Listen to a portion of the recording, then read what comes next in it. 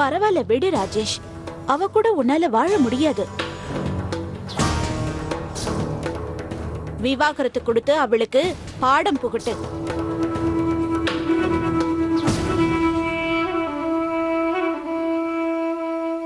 எனக்கு இதுதான் கஷ்டமா இருக்கு. ராஜேஷ்க்கு எவ்வளவு கஷ்டப்பட்டு ஆர்த்தியை நம்ம கல்யாணம் பண்ணி வச்சோம். இவ இப்பதான் ஆர்த்தியை விரும்ப ஆரம்பிச்சிருக்கான். அதோட நம்ம பழைய அபிதா எடுத்த ஆர்த்திக்கு கொடுக்க முடிவும் பண்ணிருக்கான். நடக்க கூடாதது நடந்து போயிடுச்சு. பெரிய மனசு பண்ணி அந்த பொண்ணை மன்னிச்சு விட்டுருங்க. அது மட்டும் இல்ல, ஆர்த்திக்கும் ராஜேஷுக்கும் இது ஒரு புது வாழ்க்கை, புது தொடக்கம். நான் உங்ககிட்ட கெஞ்சி கேட்டுக்கிறேன் அண்ணி, இந்த வீட்ல அபிதா இருந்த இடத்த ஆர்த்திக்கு தயவு செஞ்சு கொடுங்க. எப்ப ராஜேஷே ஆர்த்திக்கு அந்த இடத்தை கொடுக்கலான்னு முடிவு பண்ணிட்டானோ, அதை தடுக்கிறதுக்கு நாம எல்லாரும் யாருன்னு சொல்லுங்க. அபிதாவோட இடத்தை நான் யாருக்காகவும் விட்டு கொடுக்க மாட்டேன். நிச்சயம் மாட்டேன்.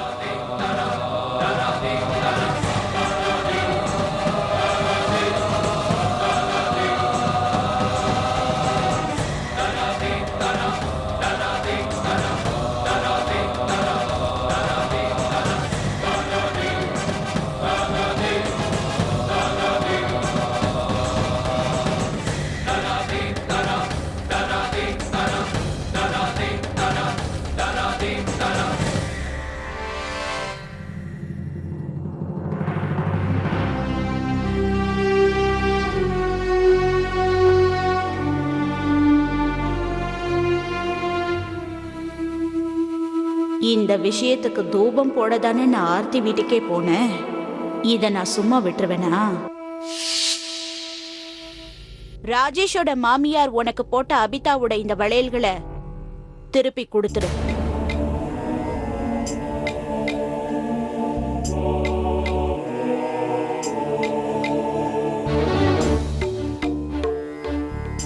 அவன் இந்த விஷயத்துல பிடிவாதமா இருக்கான்.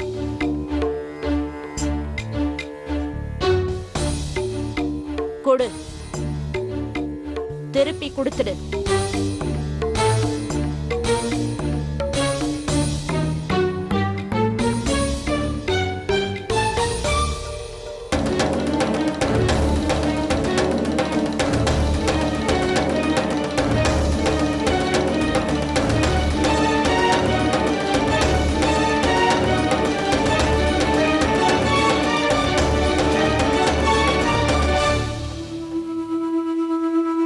இங்க பாரு ஆர்த்தி, நீ என்ன எதுக்காக தப்பா நினைச்சிட கூடாது. நான் என்ன செய்யறேனோ அது எல்லாமே ராஜேஷுக்கு நல்லா தெரியும். உங்க 2 பேருக்குள்ள உறவே இல்லைன்னு ஆயிடுச்சு. அப்புறம் எதுக்கு இந்த வளையல் மட்டும் உன்கிட்ட இருக்கணும்? ராஜேஷ் தான் என்ன அனுப்பி வச்சான், போய் வளையல வாங்கிட்டு வந்துடுங்க அத்தன்னு.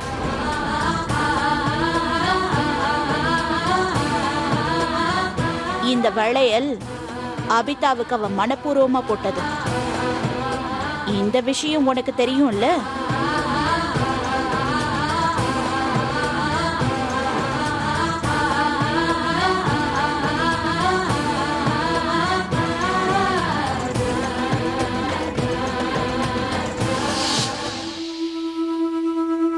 இதெல்லாம் நான் பண்ணதுதான்.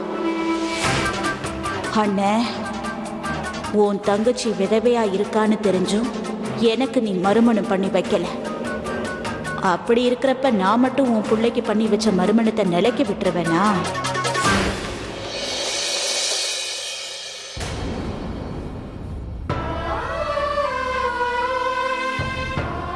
என்னால நம்ப முடியல. ராஜேஷ் என்கிட்ட இருந்து வளையல்களை வாங்கிட்டு வர சொல்லிருப்பாரு. அவரு கண்டிப்பா இந்த மாதிரி யோசிக்கவே மாட்டாரே. ஆனா அவரோட அத்தை நிச்சயமா இது எல்லாமே இவங்களோட வேலையா தான் இருக்கும். ஆர்த்தி,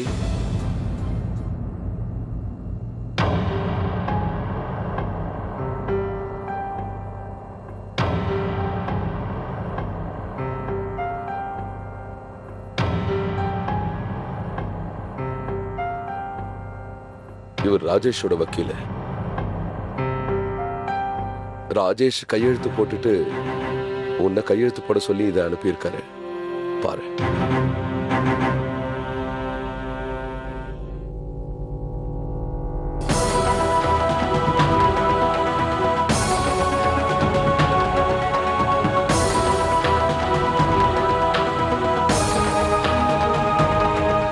என் மேல நம்பிக்கை இல்லைன்னா திறந்து உள்ள பாரு, ராஜேஷோட கையெழுத்து இருக்கான்னு.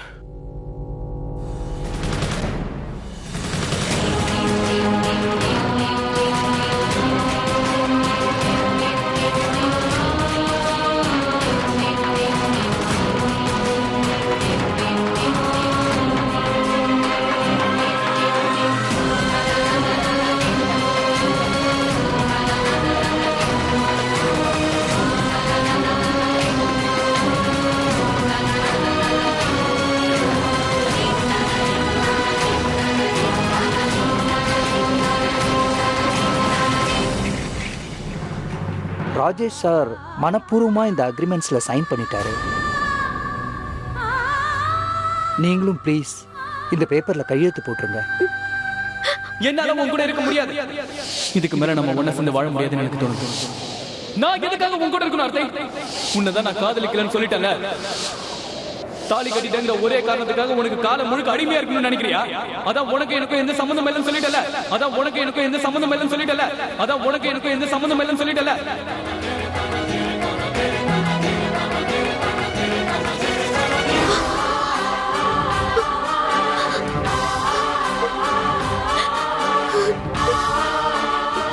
இல்ல, இது நடக்க கூடாது, நடக்க கூடாது, எப்பவும் நடக்க கூடாது.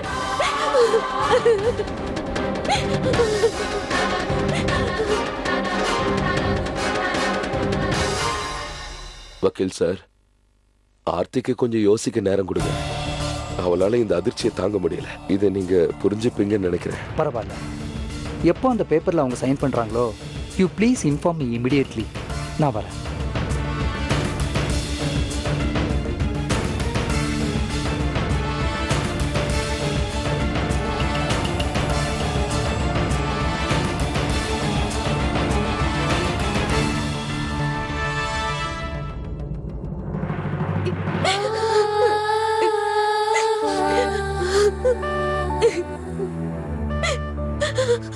ஆர்த்தி, எனக்கு மட்டும் ஏமா இப்படி நடக்குது? ஏன் மறுபடியும் விவாகரத்தா? இப்பதான் அந்த குடும்பத்துக்குள்ள அடி எடுத்து வச்சு அதுக்குள்ள விவாகரத்தா? முடியாதுமா. அம்மா, நான் தப்பு பண்ணேங்கிறத ஒத்துக்கிறேன். நான் ராஜேஷோட இருந்திருந்தா எல்லாமே இன்னும் சரியா இருந்திருக்கும். நான் தப்பே செஞ்சிருக்கலாம். ஆனா அதுக்காக இவ்வளவு பெரிய தண்டனையா? விவாகரத்தா? முதல் தடவை டைவர்ஸ பிரசாத் வற்புறுத்தி கொடுத்தாரு. இப்ப மறுபடியும் டைவர்ஸ்னா எப்படிமா? இப்படி நடக்கிறதுக்கெல்லாம் காரணம் என் தலை விதியா? முதல்ல பிரசாத் என்ன விட்டுட்டு போனாரு, அப்புறம் இப்ப ராஜேஷும் போறாரு. எனக்கு இந்த விவாகரத்துல இஷ்டம் இல்லம்மா. எனக்கு மட்டும் ஏன் இப்படி திரும்ப திரும்ப இந்த மாதிரி நடக்குது? நான் என்ன பாவம் பண்ணேன்? உன்னோட தவிப்ப என்னால புரிஞ்சுக்க முடியுது ஆர்த்தி. திருமண பந்தத்தை முறிச்சுக்கிட்டு வெளியில வர்றது ஒரு பொண்ணுக்கு எவ்வளவு வேதனையான விஷயம்னு என்னால புரிஞ்சுக்க முடியுது. இங்க பாரு மாருதி, நாங்க தான் பெரிய தவறு பண்ணிட்டோம். அதுல இருந்து உன்னை நீ விடுவிச்சுக்கணும்னா அந்த டைவர்ஸ் பேப்பர்ல சைன் பண்ணிடு. என்ன பேசுறீங்க நீங்க? உங்க மனசுல கொஞ்சம் கூட ஈரமே இல்லையா? ஏன் இப்படி எல்லாம் பேசுறீங்க? ஷோபா, இந்த உறவை புதுப்பிச்சு என்ன ஆக போகுது? ராஜேஷ் தான் டைவர்ஸ் பேப்பர்ல சைன் பண்ணிட்டாரு. அதுக்கு என்ன அர்த்தம்? அவங்க சொல்றதை கேட்டுக்கிட்டு இவளோட உறவை முறிச்சுக்கவோ அவர் தயாராயிட்டாரு. ஆர்த்தி, இந்த பந்தமே இல்லைன்னு ஆயிட்ட பிறகு எதுக்காக இன்னும் நீ யோசிக்க? தயவு செஞ்சு நான் சொல்றதை கேளு. அந்த டைவர்ஸ் பேப்பர்ல சைன் பண்ணிடுமா. இனி விதி விட்ட வழியில போக வேண்டியதுதான்.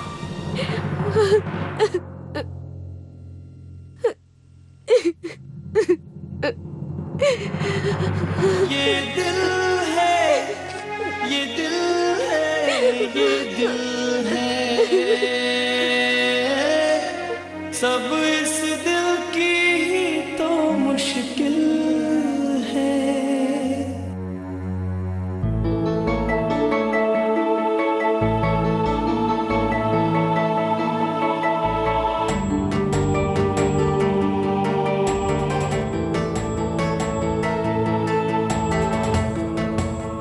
நீ இப்ப ஆர்த்தி விஷயமா என்கிட்ட பேச வந்திருக்கன்னா அதை பத்தி எதுவும் நான் கேட்க தயாரா இல்ல. இல்லண்ணா, நான் அந்த விஷயம் எதுவும் பேச வரல. ஆனா நீங்க தான் தப்பா புரிஞ்சு. எனக்கு அந்த டைவர்ஸ் பேப்பர்ஸ்ல சைன் பண்றதுக்கு கொஞ்சம் கூட இஷ்டமே இல்ல பிரதீப். ஆனா நீயே சொல்லு, ஆர்த்தி அந்த வளையல்களை திருப்பி கொடுத்தது சரியா? அதுக்கு என்ன அர்த்தம்? அப்படின்னா அவளுக்கு இந்த கல்யாண பந்தத்துல விருப்பம் இல்லை தானே? இனிமே அதை பத்தி பேசி என்ன பிரயோஜனம்? கொஞ்ச நாள் போனா எல்லாம் தன்னால மறந்து போயிடும். Don't worry. பிரதீப், எனக்கு தெரியும் நான் உனக்காக தான் இந்த கல்யாணத்துக்கே ஒத்துக்கிட்டேன்னு. அன்னைக்குமா என்னோட தலைவிதியில மனைவிங்கிற பந்தம் எழுதப்படலையோ என்னவோ, முதல்ல என்னோட அபிதா போனதும் அன்பான பந்தம் போயிடுச்சு. இப்ப ஆர்த்தியோட என் மறுமணம் பசங்களுக்காக பண்ணிக்கிட்டது முடிஞ்சிடுச்சு. அப்பா, இப்ப உங்களுக்கு உடம்பு குணமாயிடுச்சுல்ல? அப்பா வாங்கல, எங்க ஆனுவல் டேக்கு பிராக்டிஸ் பண்ணி பார்க்கலாம். ஓகே, ஆனா அதுக்கு முன்னால போலாம் வாங்க.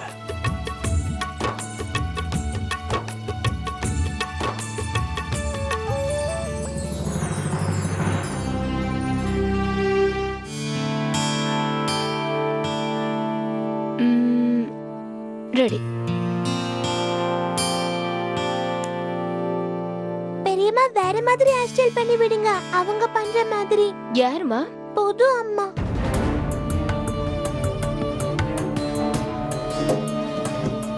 இல்ல இல்ல இல்ல, மாற்று தாய்.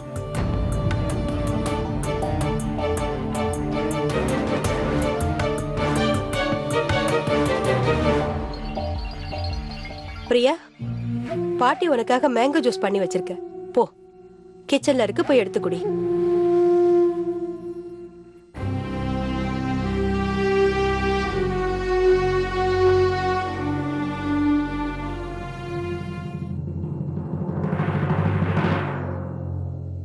பரவாயில்லையே, என் செல்லக்குட்டி நல்ல பிள்ளையா பால் குடிச்சிட்டானே. நீ கராத்தே கிளாஸ்க்கு போறியா? என்ன விஷயம்பா? என்ன, நான் புது அப்பா மாதிரி ஸ்ட்ராங் ஆக போறேன்.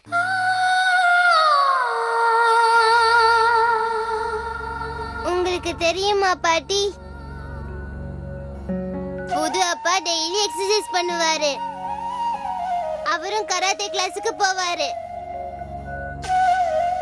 அவரை மாதிரி நானும் போக போறேன். இல்லையா அம்மா?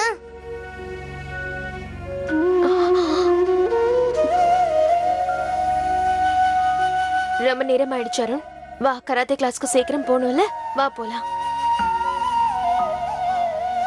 அம்மா, நான் அருணை கிளாஸ்ல விட்டுட்டு வீட்டுக்கு வந்துடுறேன். அம்மா ஆர்த்தி,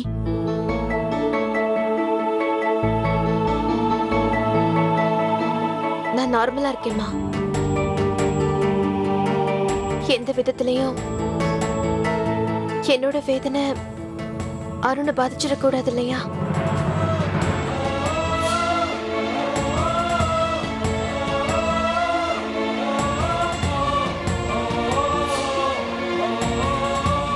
எனக்கு முழு நம்பிக்கை வந்துருச்சு.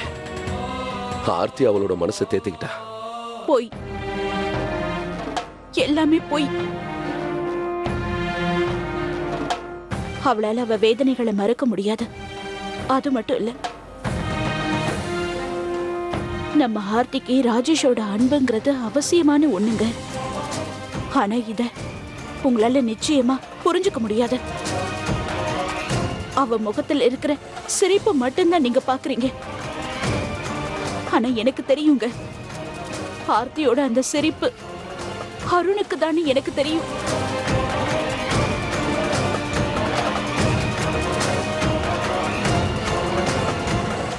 அப்பா, நீங்களும் எங்க கூட வர போறீங்களா? ஆமாம்மா. ராஜேஷ்,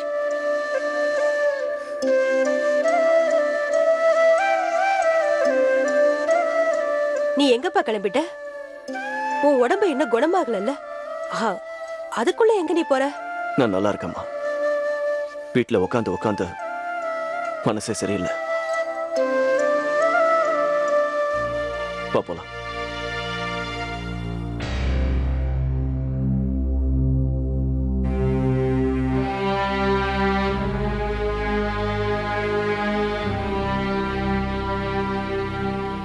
பாத்தீங்களாமா ராஜேஷ் என்ன எவ்வளவு வேதனைப்படுறாருன்னு. நடக்கிறது எதுவும் எனக்கு நல்லதா படல. ஆனா உங்களுக்கு சந்தோஷம் தானே? நீங்க நினைச்ச மாதிரி அண்ணியை வீட்டை விட்டு அனுப்பிட்டீங்க. ராஜேஷ் அண்ணாவோட சந்தோஷத்தை குழி தோண்டி புதைச்சிட்டீங்க. பிரதீப், வயசுக்கு ஏத்த மாதிரி நீ பேசு. எனக்கு புத்தி சொல்ற அளவுக்கு நீ பெரிய மனுஷன் ஆயிட்டியா? கடைசியா ஒண்ணு சொல்றேன், இனிமே என் எதிரில அந்த ஆர்த்தியை பத்தி பேசக்கூடாது. இன்னொரு விஷயமும் ஞாபகம் வச்சுக்க, அந்த ஆர்த்தியோட நிழல் கூட என் புள்ள மேல படக்கூடாது.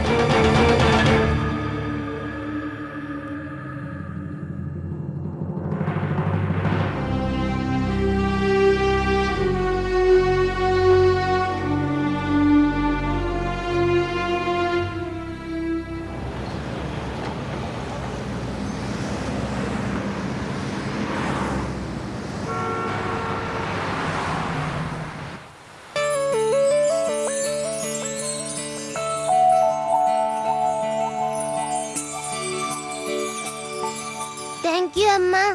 You are welcome. சாப்பிடு.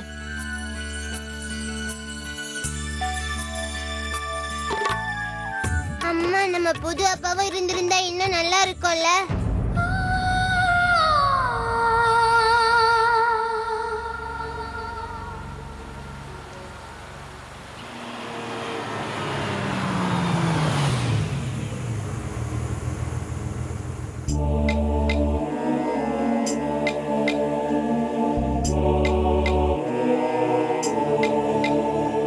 அப்பா, அப்பா, அங்க பாருங்க, புது அம்மா.